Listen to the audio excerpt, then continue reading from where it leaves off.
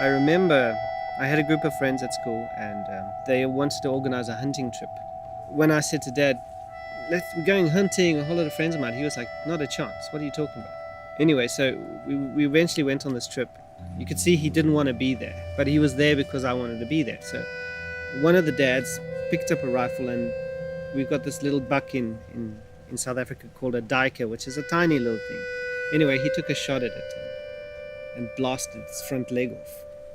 So the thing is limping around, blood like squirting out and everything. And the guy takes another shot and he misses and takes another shot. And my dad just grabs a rifle, cocks it, and puts a bullet straight through its head. Poof! And everyone is just silent. He grabs a gun, he gives it back to the man and he says, "We don't play with guns." And he grabbed my hand and he made us walk back to the camp, which is like 8 kilometers away, in the middle of the bush. And I was so embarrassed. I was like, "Oh, this is terrible. Like, how can you do this, Dad?" And then so we get back. And then I remember arriving at school on the Monday after the weekend, and there were my 3 friends sitting there waiting for me with eyes this big and like, "Man, your dad is the most amazing thing we've ever seen. Why didn't you tell us?" Like, he was this crazy army guy.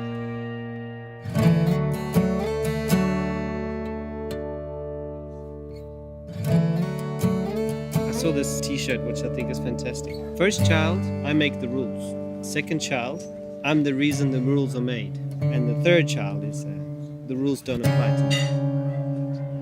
So the first 3 months is generally fantastic because everyone's absolutely over the moon, excited, it's a new thing.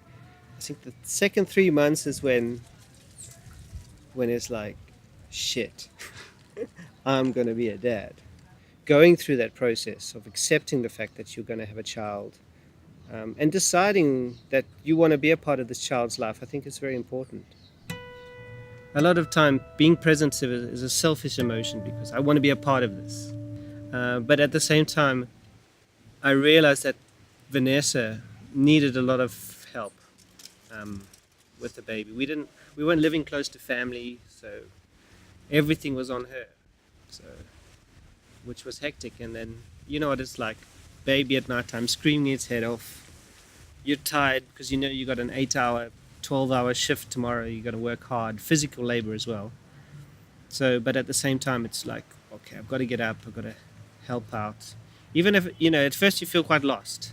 Like, how am I going to help out? We had a lot of expectations with Jasmine.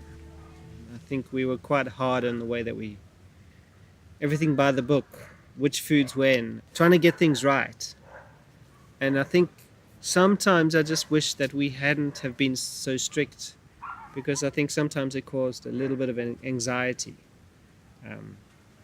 Whereas if we were a bit more relaxed about things, it wouldn't have ever been an issue. So Jasmine's not eating fast enough. Oh no, what's happening? She must have a problem with food. But now I realize that that's just the way she is, you know. But that's the way she is when she's drawing a picture. That's the way she is when she's meticulous. I think the biggest difference between my first child, Jasmine, and Kyle was that when Kyle came along and he was the way he was, I think we were a lot more sort of accepting in the fact that, well, that's just the way he is. And just deal with it, you know.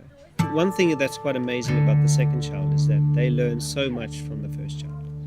So the first child is a lot more difficult in the fact that it's just you and, well, me and Vanessa sort of teaching. But with Kyle, he just absorbs. He watches Jasmine and he learns from her. So the way that he deals with the world is a lot easier because he sees how Jasmine acts, how we react to Jasmine, and then he makes a decision accordingly about how he's going to act. Our children come through us, but they're not ours. And there has to be a moment where you let go and you realize that their lives are not your life. And I think it's difficult. If you love someone, set them free. Isn't that how it goes? So how do you set them free? Maybe you just let them be who they want to be and be happy with that. Instead of constantly trying to manipulate or mold someone into something that you feel better resembles yourself or the person that you want to be. So I don't know. But we still see, it's still early days. and I've got a lot to learn. My daughter hasn't brought home her first boyfriend yet. Kaya's not taking drugs yet.